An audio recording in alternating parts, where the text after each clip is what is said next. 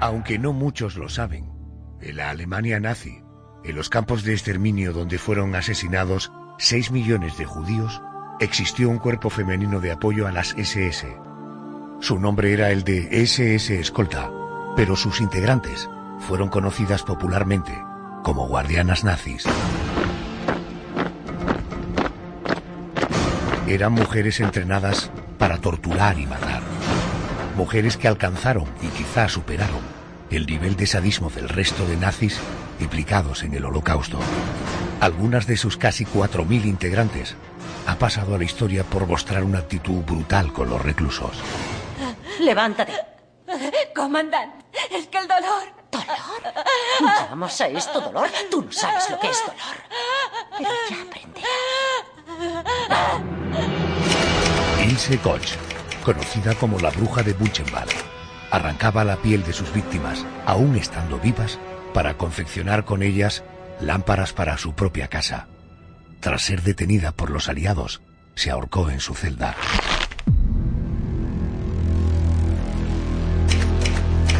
Dorothea Pierce flagelaba a hombres, mujeres y niños hasta la muerte, llegando a descuartizarlos con un hacha. A veces por capricho, mataba a sus perros a destrozar a bocados a los reclusos. Tras ser juzgada, la condenaron a morir en la horca.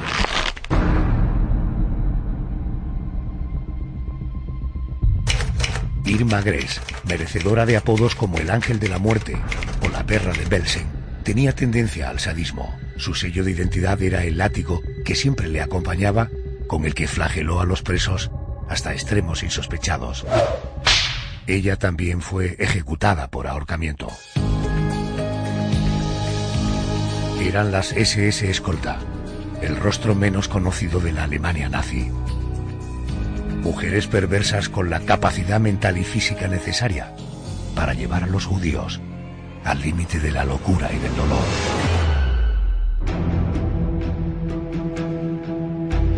Quienes piensen que los campos de concentración y de exterminio nazis estaban solamente controlados por hombres, se equivocan. Durante la Segunda Guerra Mundial, a mediados del siglo XX, un nutrido grupo de guardianas, casi 4.000, cometieron auténticas aberraciones con los reclusos, igualando o superando lo que hacían los hombres.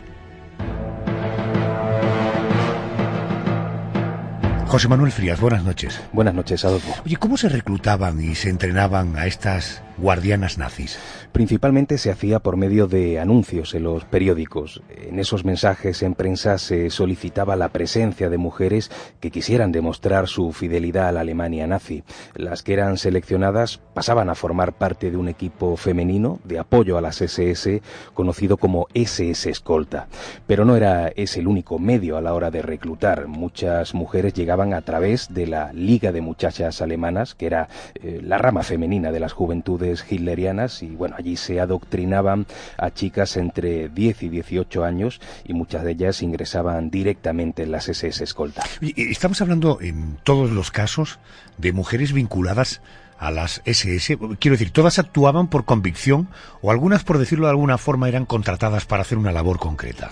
Hombre, cuando acabó la Segunda Guerra Mundial, a la hora de los juicios contra integrantes de las SS, hubo opiniones de todo tipo en ese sentido, pero casi todos los tribunales coincidieron en que la inmensa mayoría de estas mujeres eran parte de los cuerpos de las SS. Lo único es que, salvo excepciones, no eran personas acostumbradas a tratar con reclusos.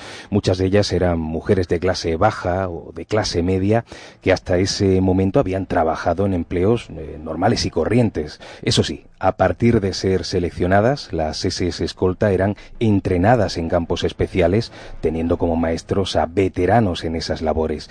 Y la preparación no solamente era física, también era psicológica. Ellas tenían que estar dispuestas a infligir castigos muy duros a los presos sin que en ningún momento les temblara el pulso. Al igual que a los hombres, a ellas las convertían en auténticas sádicas, y si alguna demostraba la más mínima debilidad, la más mínima empatía, era despedida, o incluso alguna que otra fue castigada a latigazos por ayudar a los presos. Antes de entrar en casos concretos, tengo entendido que aunque estas mujeres hacían las mismas labores que los hombres, ellas no recibían los rangos que ellos, ¿verdad? Sí, efectivamente, digamos que tenían unos rangos paralelos, pero como bien dices, nunca estaban al nivel de los hombres. De hecho, jamás un hombre recibía órdenes de una mujer y nunca ha habido una mujer que dirigiera un campo de concentración. Eran algo así como auxiliares. Y en cuanto a esos rangos estaba la supervisora jefe principal, que era el cargo más alto, la directora que controlaba todo el grupo, la primera guardiana, la líder de campo y la supervisora principal.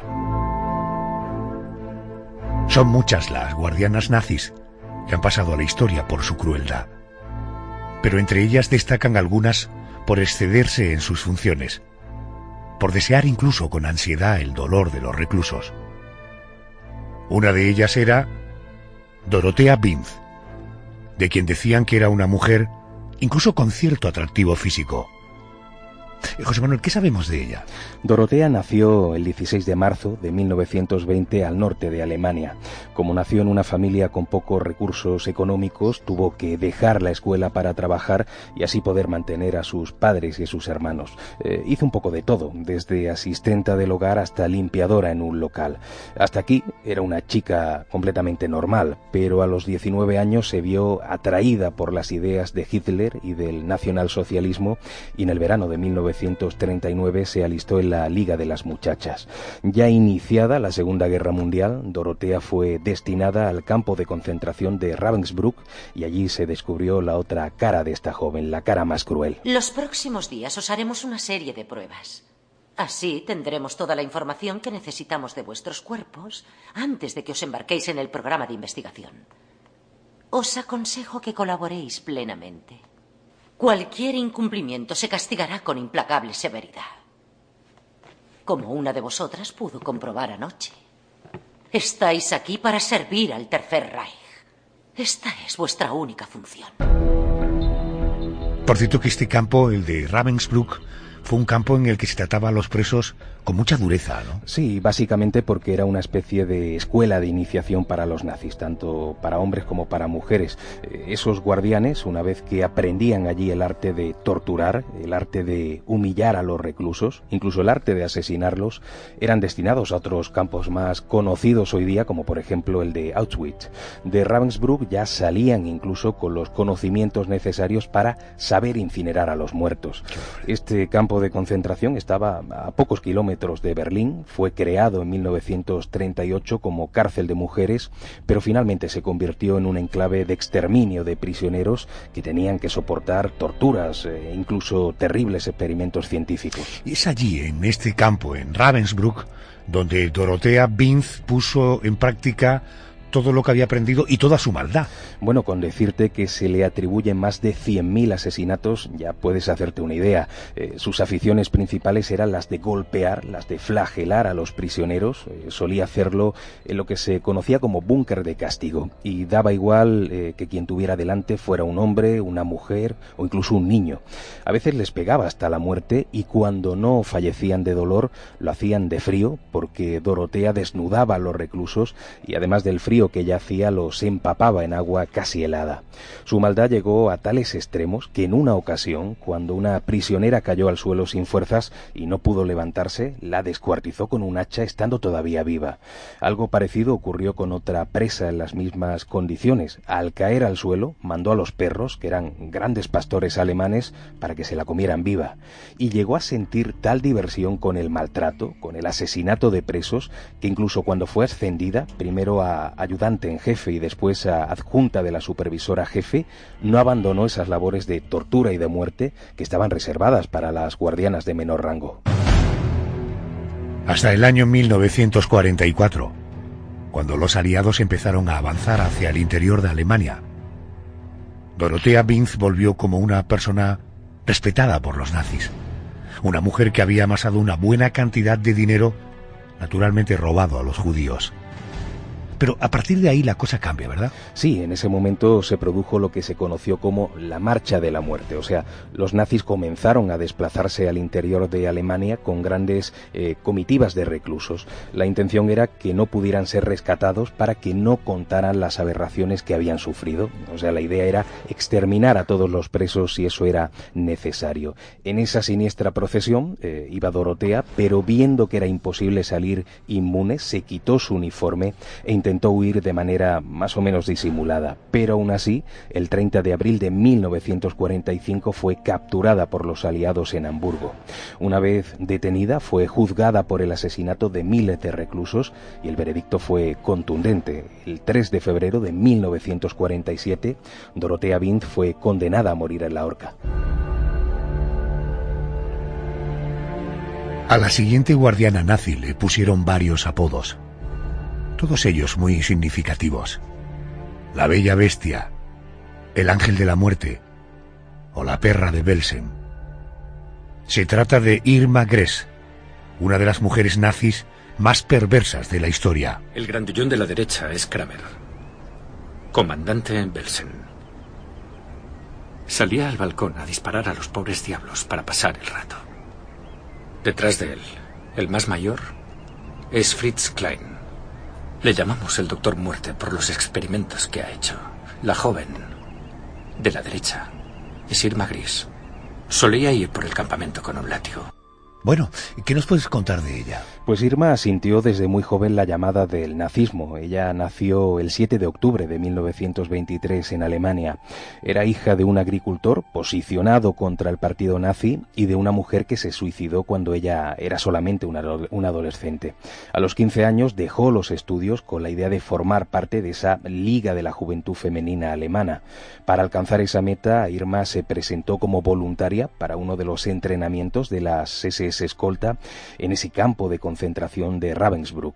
Cuando fue aceptada y llegó aquel día a casa presumiendo de su uniforme nazi, el padre la echó. Ella, sin ningún tipo de pudor, lo denunció y logró incluso que fuera detenido. La primera vez que Irma pisó Ravensbrück fue en 1941 y allí se encontró en su salsa. Ella quería formar parte de las SS en un campo de exterminio. Durante los entrenamientos en Ravensbrück, Irma Gress destacó por su facilidad a la hora de torturar. Finalmente, tras superar todas las pruebas, fue trasladada al campo de concentración de Auschwitz. Veamos. Cuenta. Son 82 grados centígrados, comandante.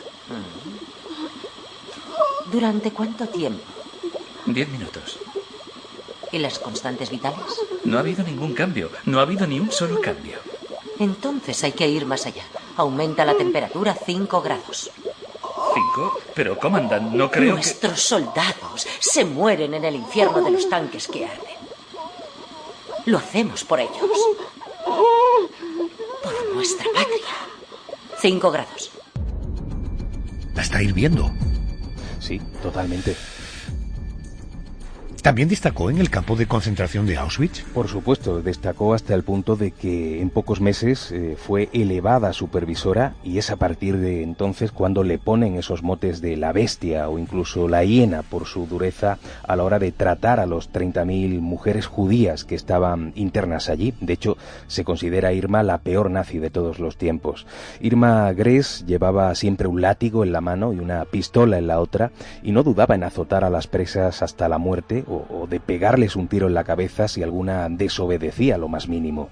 Y con los hijos de las reclusas no era más amable, a ellos también los golpeaba constantemente de manera salvaje.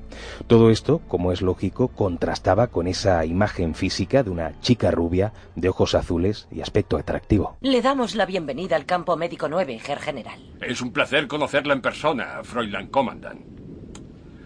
Veo que cuando se habla de su encanto y belleza, no se exagera un ápice. El general es muy amable. En absoluto. De Irma Gress se contaba que además de maltratar y torturar a los presos, saciaba sus apetitos sexuales teniendo relaciones con ellos, tanto con hombres como con mujeres.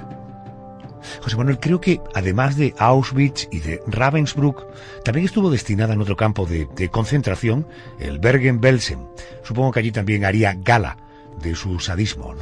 También, como era de esperar, por ejemplo, obligaba a los presos a hacer muchas flexiones contra el suelo o a levantar piedras enormes y mantenerlas sobre la cabeza.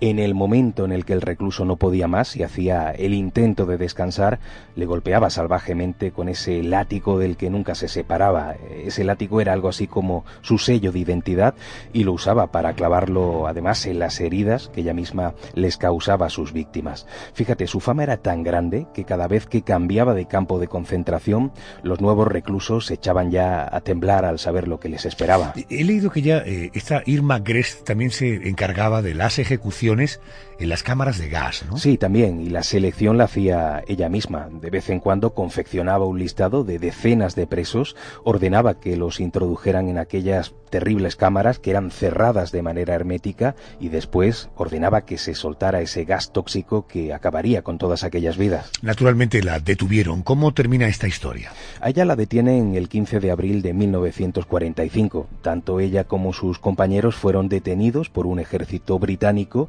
y ahí comenzó el que sería conocido como Juicio de Belsen.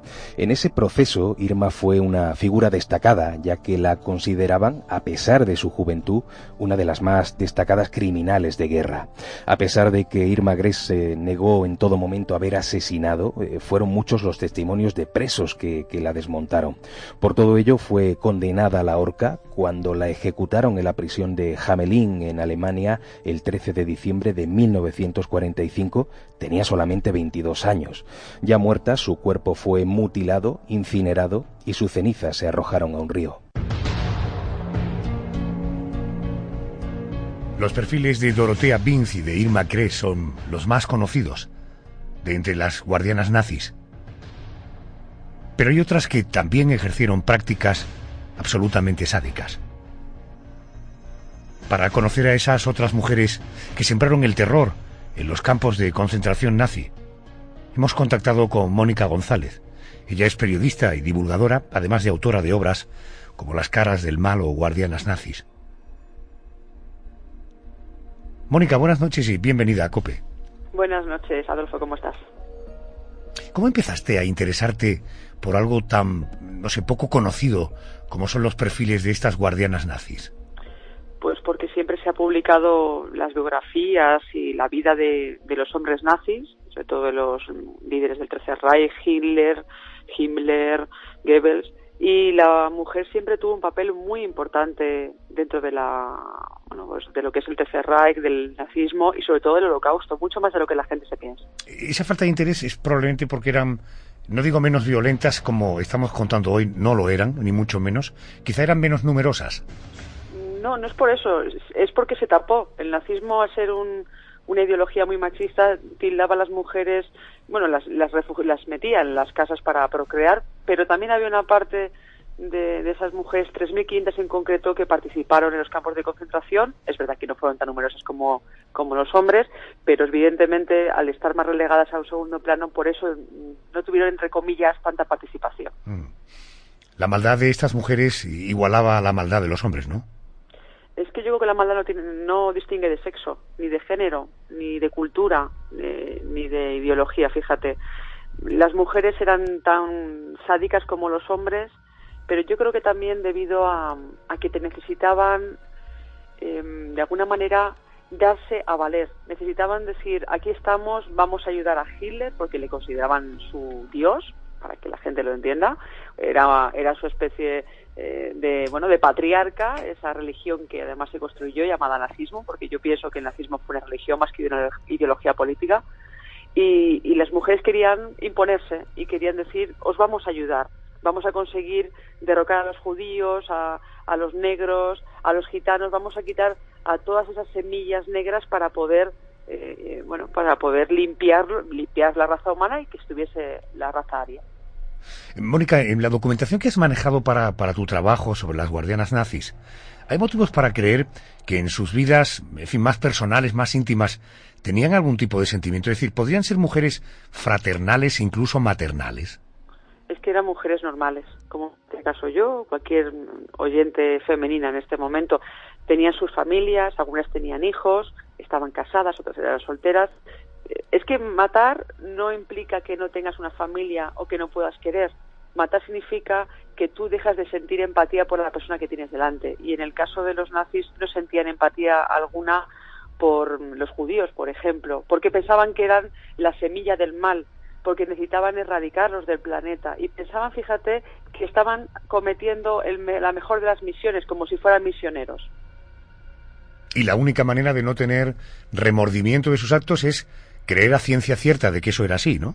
Sí, es que creían fervientemente que estaban haciendo el bien común para la humanidad. Ellos pensaban con cada crimen y asesinato y con el exterminio del Holocausto que todas esas víctimas, que fueron más de 4 millones, estaban muriendo por unas ideas buenas.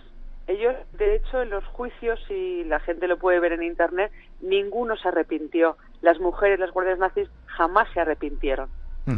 Vamos a poner algún nombre propio. Por ejemplo, María Mandel. A esta la llamaban la bestia de Auschwitz.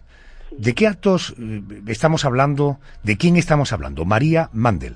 Estamos hablando de una mujer que físicamente tenía la típica apariencia de mujer aria, rubia, ojos claros, muy atractiva, una mujer austríaca, y tenía doble personalidad, entre comillas, no porque estuviese enferma, ojo, sino yo la tildo de esta manera porque por un lado podría aventurarse en el famoso búnker de castigo en Ravensbrück y practicar flagelaciones a mujeres de 25, 50, 75 y 100 latigazos, y después de eso, de destrozarlas, sacarlas fuera de ese barracón de tortura y dejarlas que se murieran a la intemperie en pleno invierno a menos 35 grados. Hablamos de una zona además donde había heladas y había nevadas.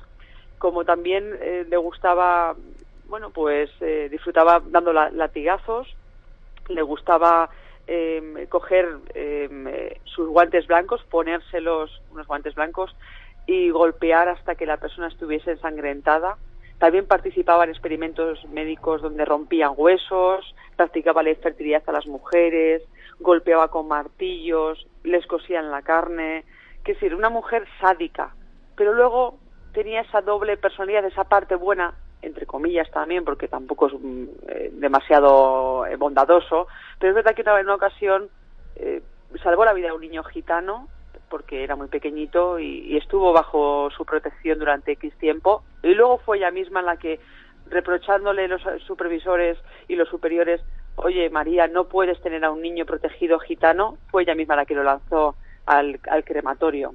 O bien incluso que ella fundó la famosa orquesta de Auschwitz, ¿no? La famosa orquesta de música clásica, donde ella tenía varias reclusas de las mejores que había en el campo, tocando algunas de las mejores melodías como las de Puccini, ¿no? Madame Butterfly, por ejemplo. Ella llegaba después de un crimen y le gustaba que las prisioneras le tocasen Madame Butterfly. ¿Cómo acabó sus días? Acabó sus días ajusticiada. Fue detenida, primero intentó escapar, los aliados dieron con ella, la metieron en la cárcel, fue juzgada en el primer juicio de Auschwitz y murió la horca. Murió la horca diciendo una frase, una última voluntad, o una última frase que dijo: ¡Viva Polonia! Algo muy irónico porque realmente ella odiaba a los polacos. Hablemos de otra, de Juana Bormann. A esta la llamaron la mujer de los perros. Le llamaron la mujer de los perros y le llamaron también en alemán Wiesel, que significa comadreja, porque era una mujer muy pequeña, era todo lo contrario a la apariencia de una mujer alemana. Era bajita, morena, como poca cosa. Y yo creo que esa poca confianza en sí misma, esa baja autoestima debido a su apariencia, hizo que fuera muy sádica. Y también la llamaban la mujer de los perros porque utilizaba un pastor alemán en concreto al que adiestraba, pero adiestraba, fíjate que son animales maravillosos y yo he tenido en casa, adiestraba para que arrancase la carne de los prisioneros. Incluso una ocasión adiestró a uno para que le mordiera la yugular a una prisionera porque no podía trabajar, se había desmayado en ese momento. Esta mujer llegó a matar entre 50 y 500 personas por día, una barbaridad. Y participó también en las famosas elecciones que hacía, en este caso, el doctor Mengele, acordémonos. ¿Las condenas a estas guardianas nazis fueron equiparables a la de los nazis hombres? Me refiero al hecho de ser mujeres. ¿La justicia ahí no tuvo ninguna contemplación? No tuvo contemplaciones. María Mandel, por ejemplo, no lo he comentado, pero dice en las actas del juicio que llegó a matar a 500.000 personas. Ojo, cuando digo matar no significa solo que maten estas mujeres con sus propias manos, sino que también ordenaron matar, porque es tan criminal aquel que mata con sus manos como aquel que lo ordena, que eso también hay que dejarlo claro. Y las penas evidentemente fueron las mismas que a los hombres. Ninguno de los miembros del jurado y el tribunal tuvo ningún tipo de miramiento con estas mujeres. Hemos oído hablar mucho sobre nazis que escaparon a la ley. ¿En el caso de las guardianas hay alguna que escapara de la ley? Bueno, más que escapar, fíjate, las dejaron en libertad. Hay un caso como Hermine Brausteiner, que le llamaban la yegua de Majdanek. Imagínate la yegua, ¿por qué? Porque daba coces con las famosas botas que tenían de acero en la punta. Esta mujer fue arrestada, cumplió 3 años de cárcel por estar en Ravensbrück y por participar junto con Johanna Bormann y con María Mandelis Magres en esas matanzas, pero una amnistía en el año 50 la dejó en libertad, y a partir de ese momento ella se casó con un escocés, se mudó a Estados Unidos, al barrio de Queens, y gracias a Simon Wiesenthal, el famoso cazanazis, dio con ella en el año 64 y logró, después de 9 años, que la expulsasen del país, de Estados Unidos, y la mandasen a Alemania para ser juzgada en el tercer juicio de Majdanek, que duró 6 años. Esta mujer tuvo 2 cadenas perpetuas y fue puesta en libertad después de 15 años. Y desde entonces nada se sabe de ella, pero no escapó, sino que la justicia la dejó en libertad. Uh-huh. Estoy hablando con Mónica González, periodista, divulgadora, autora de, entre otros libros, de guardianas nazis. Mónica, las películas que se han inspirado en la vida de estas guardianas nazis usan muchos elementos reales, predomina la ficción. Creo que en alguna oportunidad para documentarnos hemos querido acudir a alguna peli y vemos también mucho alimento erótico, casi pornográfico, ¿no? Bueno, esas que a lo mejor te puedes referir son más bien de serie B, ¿no? Que son películas, me acuerdo de, por ejemplo, de Ilse Koch, donde sí que es verdad que hay alguna película donde se ve la figura un poco más erótica o pornográfica.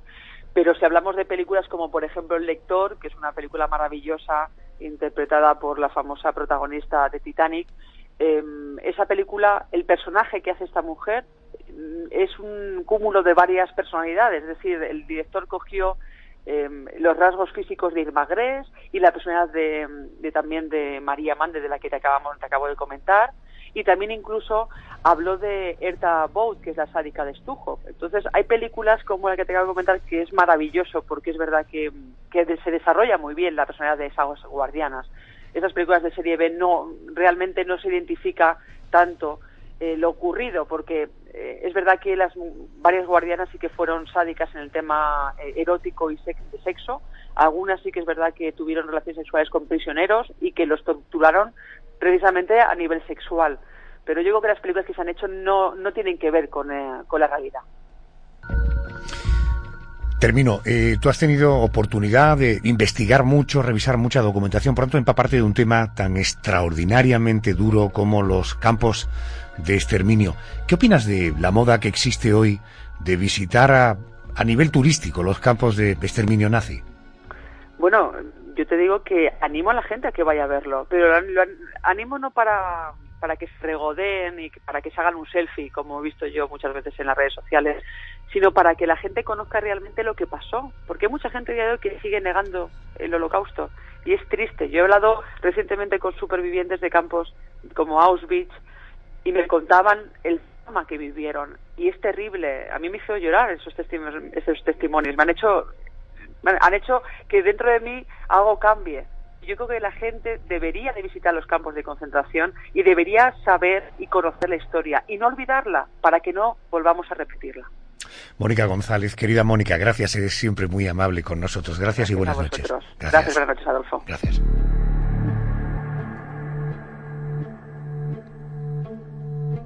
Nuestra última protagonista de la crónica negra de esta noche era conocida como la bruja de Buchenwald, nombre del campo en el que trabajó.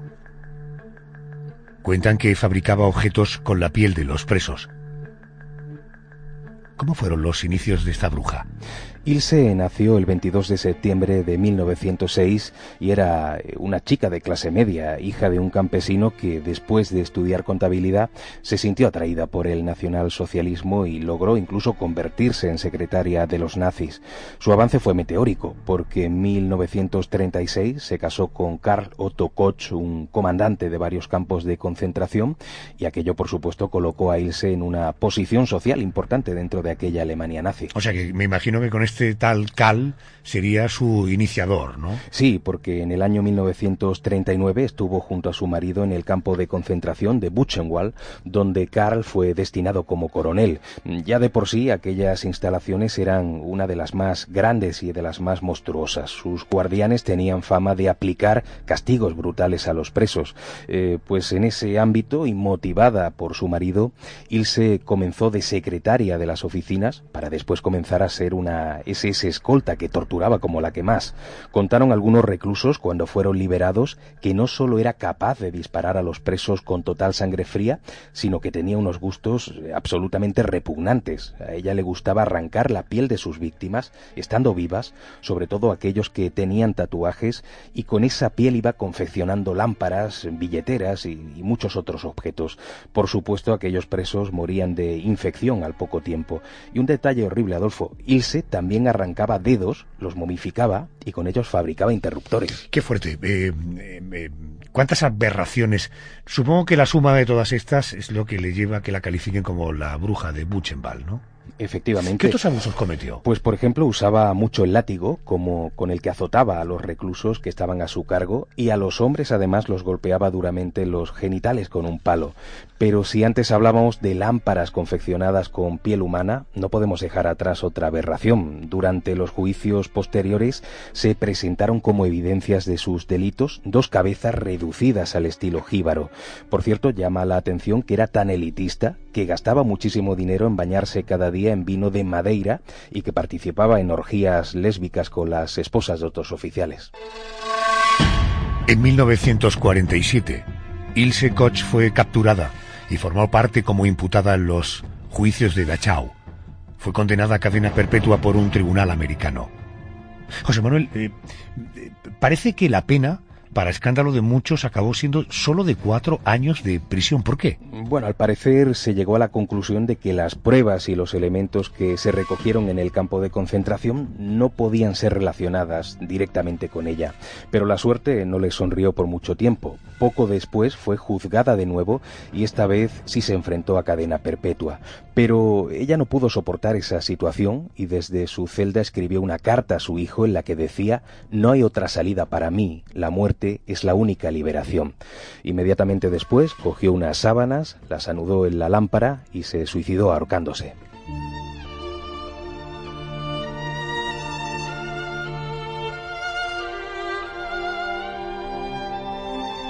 Esta noche hemos conocido otra de las caras del nazismo, el rostro más desconocido de los campos de exterminio.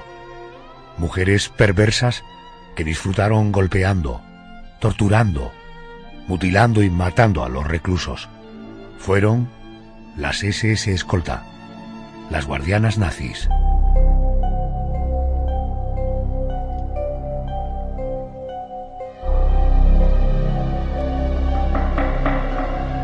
José Manuel, hasta la semana que viene. Gracias. Buenas noches. Buenas noches.